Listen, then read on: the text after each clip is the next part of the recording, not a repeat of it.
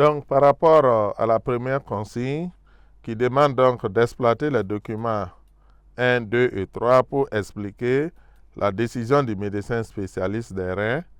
Donc, on nous a donné comme première sous-consigne donc de relever du document 1 les substances dont les taux donc, sont anormalement,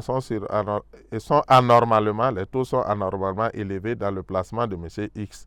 Et bien sûr, ensuite, ça c'est la première consigne. Donc, le document 1 montre effectivement dans la lettre de réponse du médecin spécialiste au médecin traitant que le taux plasmatique duré de M. X est très élevé, donc 2 grammes par litre au lieu de 0,3 grammes par litre. Et en plus, on note la présence des œdèmes au niveau donc des membres inférieurs, ce qui indique une surcharge en eau et en sels minéraux. Donc les œdèmes, c'est quand l'eau rentre, voilà, et quitte donc le milieu normal et il va rentrer donc sous la peau, donc ça va créer des boursouflux, ça va des renflements si vous voulez, donc c'est ce qu'on appelle des œdèmes, c'est comme si ça s'est gonflé.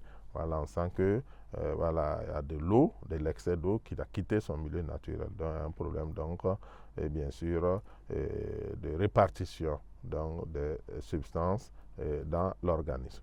Donc, une surcharge en eau et en sels minéraux. Et pour terminer, on constate la faible quantité d'urine de M. X donc, par jour. Donc cette quantité est inférieure à 1 gramme par litre, alors que, à 1 litre plutôt, alors que la valeur normale est d'environ 2,5 litres par jour.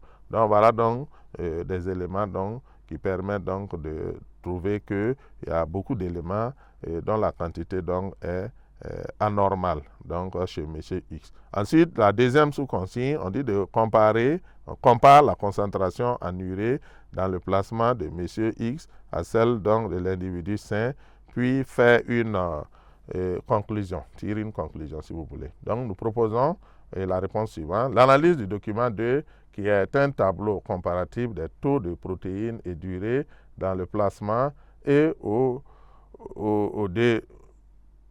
niveau de la capsule glomérulaire de M. X et chez un individu sain permet de constater que les taux de protéines plasmatiques de M. X, donc ce taux-là est normal, 70 grammes par litre. Par contre, le taux d'urée est très élevé, donc 2 grammes par litre chez M.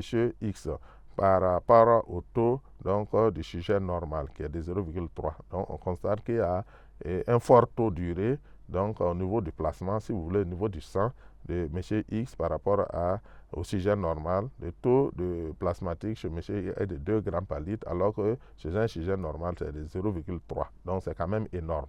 Donc, ensuite, la troisième sous-consigne, on demande donc de dégage donc du document 3 le rôle des reins.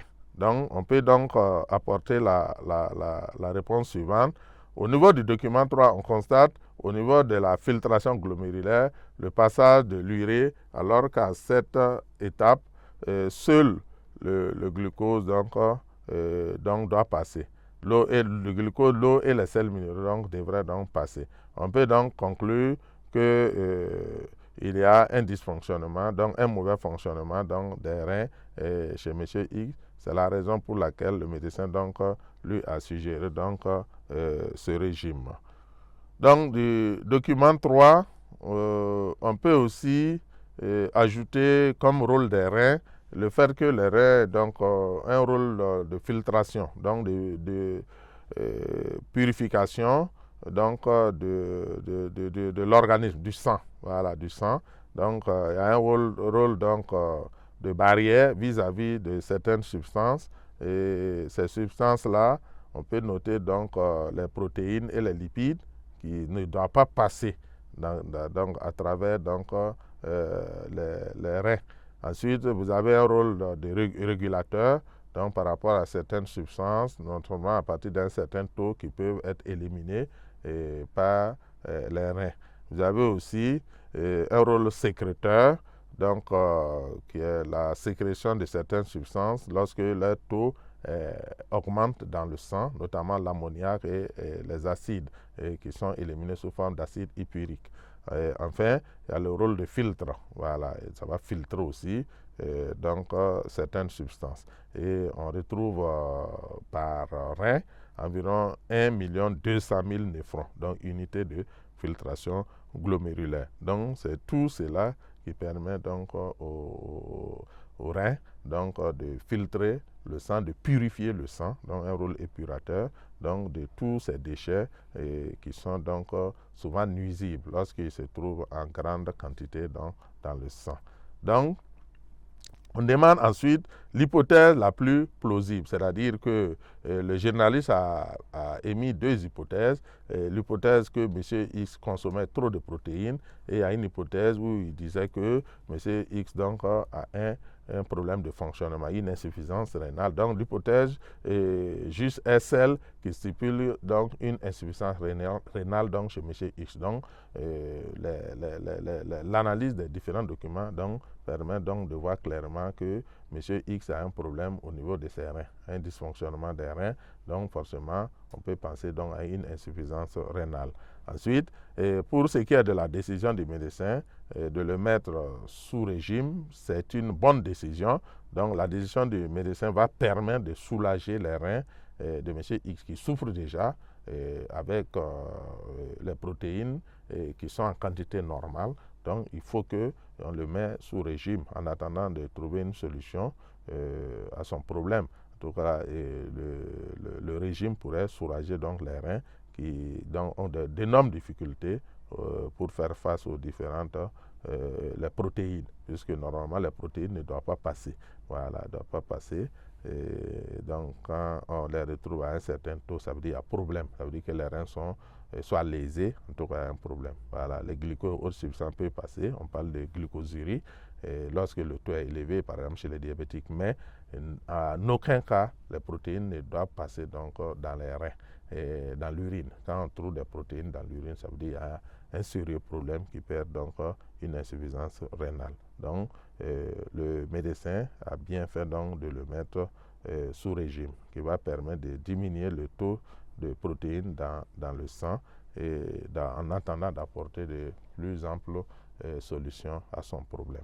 Donc nous allons conclure donc, cet exercice en disant donc que, encore une fois de plus, le mode APC donc, nous a permis de poser un problème qui touche donc un chapitre qui est le chapitre 3 sur le milieu intérieur et donc d'apporter donc des solutions en utilisant donc les connaissances qu'on a donc à travers le cours et en essayant de trouver donc une solution donc pour donc bien sûr le problème qui est posé. Donc ça veut dire quoi? Que ceux qui sont intéressés par la médecine par exemple pourront peut-être déjà toucher du doigt des réalités que les médecins donc trouvent à travers l'exercice quotidien donc, de leur travail. Donc voilà donc un exemple encore de situation d'intégration qui vous a permis donc de réfléchir et d'apporter des solutions. Et j'espère que les explications vous ont apporté quelque chose et donc je vous remercie.